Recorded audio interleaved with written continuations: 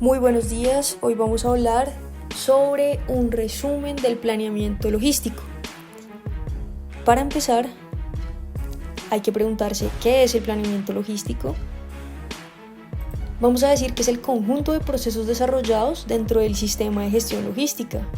Este sistema de gestión logística se compone de la adquisición de bienes y servicios, el planeamiento logístico y las operaciones de logística. Este conjunto de procesos busca garantizar el transporte, la producción, el abastecimiento y el retorno de elementos. Esto siempre identificando las necesidades, proyectando las capacidades y servicios en beneficio de los hombres y unidades de la fuerza. En el planeamiento logístico se ven involucradas las diferentes unidades del ejército. Sin embargo, es el Departamento Logístico CD4 quien emite políticas, directrices y planes de logística militar.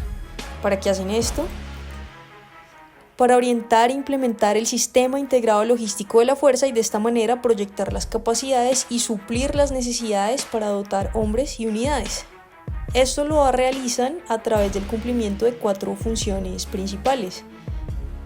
La primera es realizar los planes de operaciones logísticas. Posterior a eso, deben supervisar el cumplimiento de estos planes logísticos. También tiene una función muy importante al apoyar al Ministerio de Defensa Nacional y al Comando General de las Fuerzas Militares en los programas de planeamiento de logística conjunta. Y finalmente, tienen como una función principal la promoción de la aplicación de la política de transparencia y de comportamiento ético. El Departamento de Logística Militar C4 se compone de 3 grandes direcciones.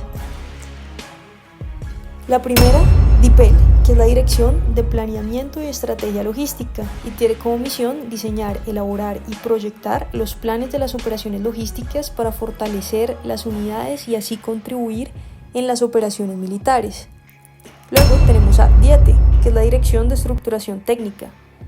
Su misión es elaborar y actualizar los documentos técnicos que servirán como fundamento para realizar la adquisición de bienes y servicios con el fin de dotar hombres y unidades con elementos que cumplan los requerimientos de calidad. Y finalmente, DISI, la Dirección de Sistemas de Información Logística, que tiene por misión recolectar, analizar y utilizar la información del Sistema Integrado de Gestión Logística con el fin de procurar la manera continua de los procesos de la gestión logística por intermedio del Sistema de Logística del Ejército, conocido como SILOE. Ahora vamos con un poco de historia. Empecemos con la etimología de la palabra logística, que viene del griego logísticos, que significa cálculo. Ahora revisemos algo de la historia de la logística en Colombia. Podemos hablar que la logística militar tiene su origen en la visión organizacional del general Francisco de Paula Santander, quien durante el siglo XIX fue fundamental para lograr nuestra independencia. Por ejemplo, cuando Bolívar le encomendó dirigir las tropas hacia Casanare, sin tener grandes recursos, Santander realizó un alistamiento de caballos, armas y tropas, logrando así completar una división de vanguardia que permitió enfrentar a las tropas realistas y ganar las batallas que fueron decisivas durante la gesta independentista y que además permitieron la posterior consolidación de las bases de un ejército nacional. Posteriormente, cuando éramos Estados Unidos de Colombia, se expidió la Ley 35 del 20 de mayo de 1881. Esta ley también fue conocida como el Código Militar y allí se establecen detalles importantes sobre diversos aspectos logísticos. Durante el siglo XX tuvieron lugar reformas militares que permitieron la integración de nuevos batallones que generaron cambios muy importantes a nivel institucional, que repercutieron en hitos históricos como el conflicto colombo-peruano en 1932, un periodo muy complicado donde las tropas colombianas no contaban con uniformes ni armamento adecuado para enfrentar al enemigo. Aún así, gracias al apoyo de la población civil, se logró proteger nuestro territorio amazónico. En la foto, por ejemplo, tenemos una fotografía de Clara Elisa Narváez, quien participó desde una parte fundamental para la logística militar, que es la sanidad militar. Finalmente, el hecho que marcó la modernización del ejército en temas doctrinales y de crecimiento de nuestra logística fue la participación del Batallón Colombia en la Guerra de Corea entre 1950 y 1953, donde gracias a la influencia de los Estados Unidos se adoptaron prácticas y elementos tecnológicos que permitieron mejorar nuestros procesos al regreso victorioso de este difícil conflicto. Una parte importante del planeamiento logístico es el planeamiento del abastecimiento, que lo vamos a entender como el proceso o conjunto de actividades para satisfacer las necesidades del cliente, en servicios o materiales que éste ordene, adquiera o solicita. Para este fin existe un plan de abastecimientos. El plan de abastecimientos es el punto de convergencia de diferentes procesos de planeamiento logístico, adquisición de bienes y servicios y las operaciones logísticas, ya que para su elaboración son necesarios aspectos de cada uno de ellos interactuando de manera coordinada para garantizar el flujo de materiales e información en la cadena de abastecimiento. Para esto debemos revisar los 6 principios del abastecimiento, siendo el primero de ellos la disponibilidad, que se refiere a la coordinación entre las agencias operativas y las agencias logísticas. Posteriormente, tenemos el principio de coordinación, que nos habla sobre la importancia de la coordinación permanente entre las unidades apoyadas y los servicios que tengan relación con la función de abastecimientos. El tercer principio es la flexibilidad, que se refiere al flujo de abastecimientos que deben seguir los canales y procedimientos establecidos. Posteriormente, tenemos el principio de supervivencia, que dice que los abastecimientos deben tener la mínima manipulación y la máxima velocidad en el movimiento y distribución. Luego tenemos a la sensibilidad, que nos dice que los abastecimientos de consumo rutinario o de alto consumo y necesidad deben ser suministrados sin necesidad de requerimiento previo por las unidades de combate. Y finalmente el principio de movilidad, que nos dice que los abastecimientos deben ser organizados de tal forma que puedan moverse rápidamente en cualquier dirección. A la satisfacción de las necesidades según la frecuencia de pedido debe agregarse la priorización, que ha de determinar las unidades que requieren con mayor urgencia los elementos. Teniendo esto en cuenta, hay que decir que hay 10 clases de abastecimientos de acuerdo al Manual Fundamental de Referencia del Ejército 4-0 Sostenimiento. Allí nos van a decir que el tipo 1 se refiere a la alimentación de toda clase, forrajes para ganado y agua. La segunda clase viene con los elementos establecidos en las TOE, tales como el vestuario, equipo individual, armamento, vehículos administrativos en sus dotaciones de material, talleres móviles, máscaras antigas, aparatos de radio, conjuntos y juegos de herramientas, atalajes, tienda, equipo administrativo y de limpieza. El tercer tipo son los combustibles, donde se encuentran las grasas y lubricantes, petróleo y combustibles sólidos, incluidos los combustibles a granel y envases, aceites, productos especiales de petróleo, carbón y productos relacionados. La clase 4 se refiere a los materiales de construcción, para incluir el equipo instalado y todos los materiales de fortificación y barrera, como alambre, madera y hormigón.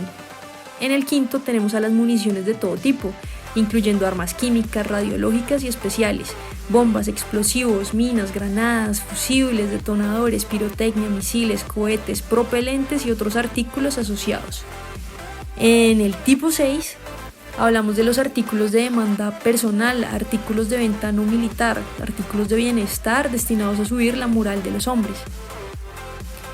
En el tipo 7 tenemos una combinación final de productos para el combate, artículos acabados, vehículos de combate, por ejemplo lanzadores, cisternas, aviones, helicópteros y tanques. Ya en el tipo 8 hablamos del material, insumos y equipo médico, incluidas las piezas de reparación del equipo médico. En el tipo 9 hablamos de repuestos, piezas y componentes, incluidos kits, conjuntos y subconjuntos reparables e irreparables, necesarios para el mantenimiento de todos los equipos.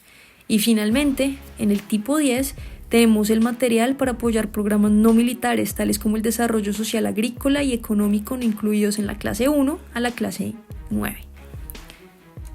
Ahora bien, se debe tener en cuenta que las operaciones logísticas son una serie de pasos encaminados a suplir las necesidades del personal militar para cumplir con sus requerimientos y obtener la información necesaria para retroalimentar los procesos y mejorarlos de forma continua.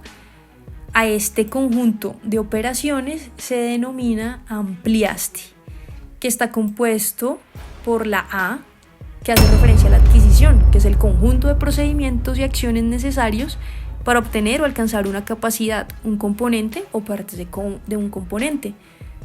Luego tenemos la M, de mantenimiento, que hace referencia a todas las acciones tomadas para disponer del material en una condición útil o para restaurarlo a la capacidad de servicio.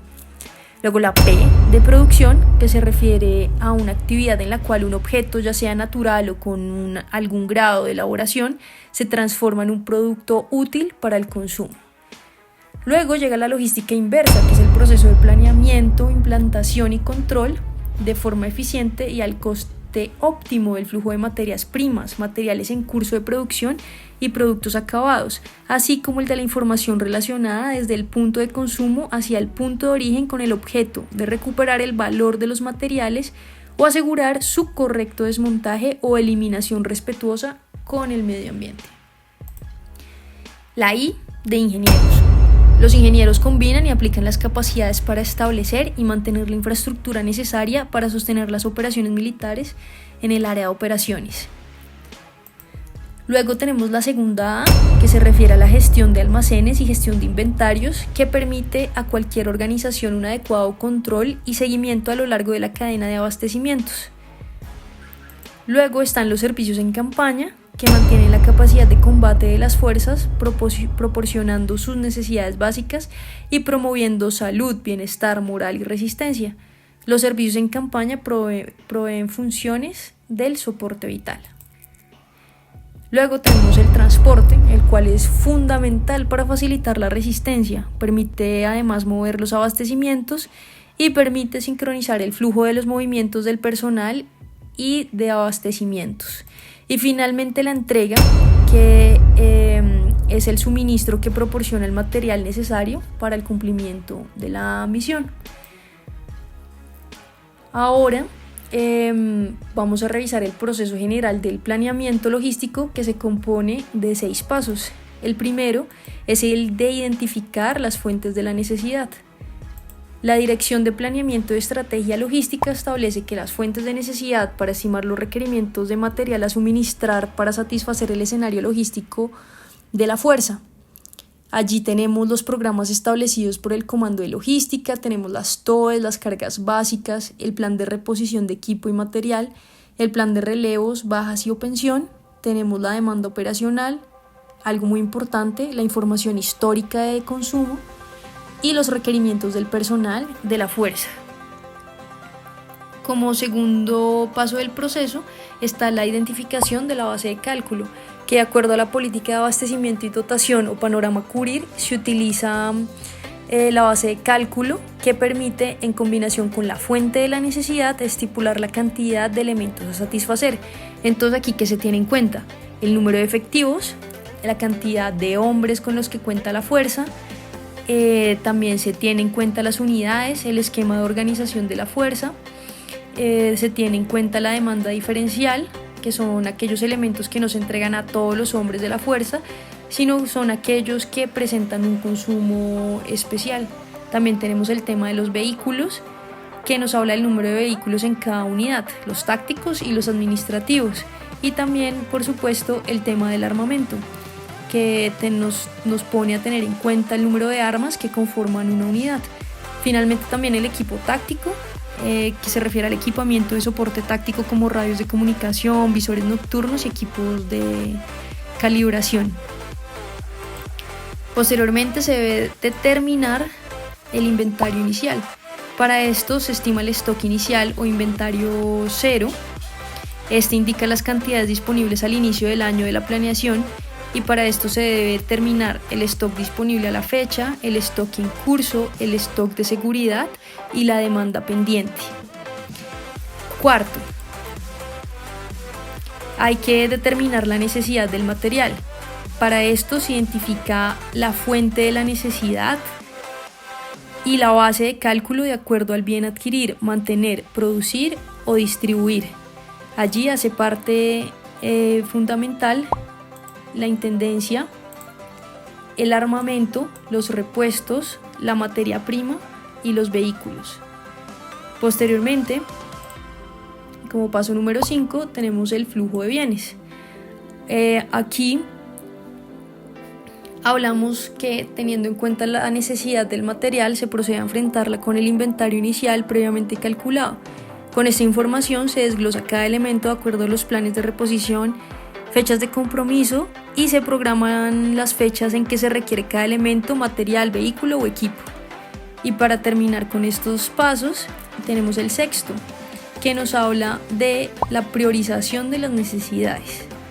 Entonces, mediante un análisis detallado se determina la importancia de cada uno de los elementos que se van a adquirir para garantizar el funcionamiento y la sostenibilidad, generando capacidades. Se dividen en 3 partes: los de mayor importancia, los de prioridad media o los de prioridad baja o que son poco necesarios. Para esto se tiene en cuenta el material estratégico, los inventarios de alta rotación y la disponibilidad presupuestal. Hay otro tema importante a tener en cuenta, que es la determinación de la demanda, que esta busca garantizar la sostenibilidad con elementos adecuados. Para esto se tienen en cuenta las cantidades necesarias, el tiempo determinado y el círculo virtuoso de calidad de oportunidad para su desempeño eficiente en el cumplimiento del plan de campaña.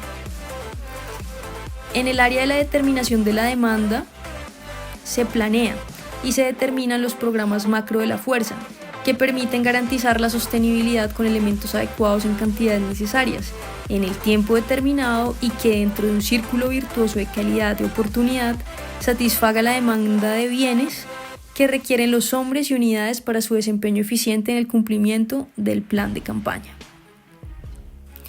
Para terminar, no podemos dejar de mencionar la importancia del enlace doctrinal. Recordemos que la función de la guerra sostenimiento se compone de la logística, de los servicios de personal y de los servicios de sanidad, y que la doctrina es una guía, es la columna vertebral para la realización de operaciones, por lo que se requiere que ésta sea tenida en cuenta en el desarrollo de operaciones logísticas con el fin de aplicar las herramientas del planeamiento y lograr el cumplimiento de la misión. Entonces, para el desarrollo de este resumen y para entender el planeamiento logístico, se consultaron los siguientes manuales. El primero es el Manual Fundamental del Ejército 4-0 y su Manual Fundamental de Referencia del Ejército 4-0, también de sostenimiento. Posteriormente, también tenemos el Manual Fundamental del Ejército 3-0 de Operaciones, que hace parte de la piedra angular de la doctrina militar colombiana. Luego tenemos el Manual Fundamental 5-0, que nos habla del proceso de operaciones. Y finalmente el Manual Fundamental 6-0 con su Manual Fundamental de Referencia, que nos habla del mando tipo misión. De esta manera, aplicando los conceptos vistos anteriormente, podemos hablar del planeamiento logístico. Muchas gracias.